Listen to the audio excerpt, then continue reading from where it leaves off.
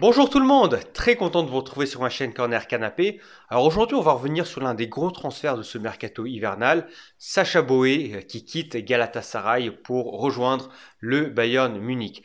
Je rappelle, Sacha Boey est français, il a 23 ans, il est arrière droit et donc il rejoint le Rekordmeister. Dans cette vidéo, on va revenir sur les détails du transfert, on va revenir sur le parcours de Sacha Boey et puis je vais également vous expliquer pourquoi c'est une très bonne recrue pour le Bayern Munich. Voilà, on est parti, les détails du transfert. On est sur un montant de 30 millions d'euros plus 5 millions d'euros de bonus, ce qui fait d'ailleurs de Sacha Boey la vente la plus chère de l'histoire du championnat de Turquie. Sacha Boey est d'ailleurs le deuxième joueur le plus cher du mercato hivernal, derrière le Brésilien Vitor Roque qui a rejoint le FC Barcelone. En outre, Galatasaray s'est assuré 2 matchs amicaux face au Bayern Munich et Galatasaray va récupérer la moitié des recettes générées par ces 2 matchs amicaux. Donc une bonne affaire du côté des finances de Galatasaray.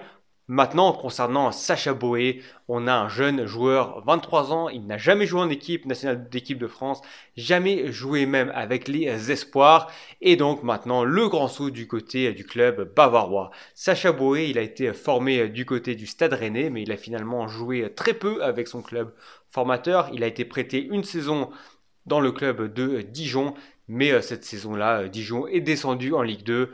Ensuite, à l'été 2021, Boé est revenu à Rennes et Rennes l'a vendu dans la foulée pour près de 6 millions d'euros à Galatasaray. À Galatasaray, les débuts ont été extrêmement difficiles. Sacha Boey a été longtemps blessé. Galatasaray a réalisé une saison catastrophique puisqu'ils ont terminé 13e. Et en plus, Sacha Boey était en conflit avec son entraîneur Domenech Torrent. Et d'ailleurs, Domenech Torrent, lorsqu'il a quitté Galatasaray, il a déclaré « Sacha Boey n'est pas un footballeur ». Sacré Domenech quand même, hein.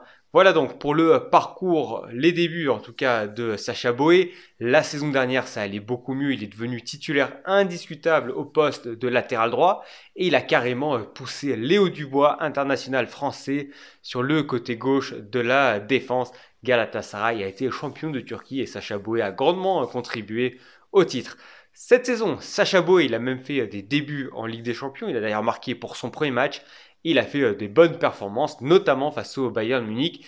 Et malgré l'élimination de son club au premier tour, il y a des clubs qui se sont penchés sur ce joueur, dont évidemment le Bayern Munich. Voilà donc comment le Bayern a manifesté un intérêt pour Sacha Boey. Le Bayern Munich, je rappelle, ça fait quelques mois qu'ils avaient besoin d'un latéral droit. L'été dernier, on avait les départs de Pavard, Stanisic et Cancelo, 3 départs qui n'avaient pas été compensés. Et avec le Marocain Mazraoui, il n'y avait plus qu'un véritable adepte du poste de latéral droit. En plus, le Marocain était récemment à la CAN et également blessé. Donc on avait souvent le milieu autrichien Konrad Laimer qui venait dépanner. Mais maintenant avec les grandes échéances, la Bundesliga où il faut jouer le titre avec le Bayer Leverkusen, et puis le huitième de finale qui arrive face à la Lazio de Rome, il fallait vraiment se renforcer dans cette position.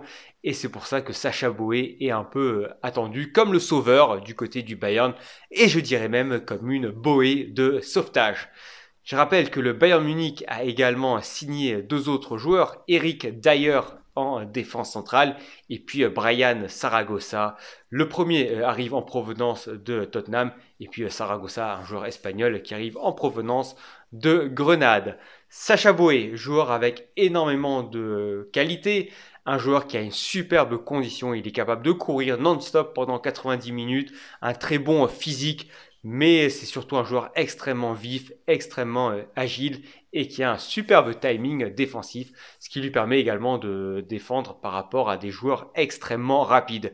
Au niveau des faiblesses, on a encore un joueur qui doit améliorer ses capacités offensives.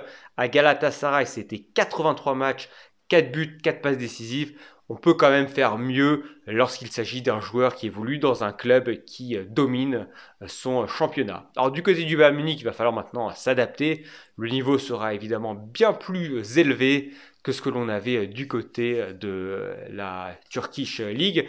Mais je pense que Sacha Boey, en tout cas, il part avec de très bonnes conditions. En tout cas, les conditions de base sont réunies pour qu'il réussisse du côté du Bayern Munich. Et puis pourquoi pas qu'il prenne une place en équipe de France en vue du prochain Euro. Alors je rappelle que par rapport au poste de latéral droit, il n'y a pas tellement de possibilités en équipe de France. Koundé, c'est le titulaire habituel.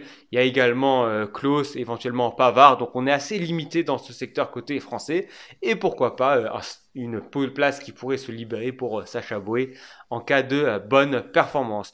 Donc du côté de Galatasaray, évidemment, c'est une perte. Pour l'instant, il n'a pas été remplacé. Mais le mercato hivernal en Turquie dure encore une semaine. Donc peut-être qu'ils vont le remplacer. Ces derniers temps, on parlait de Serge Aurier.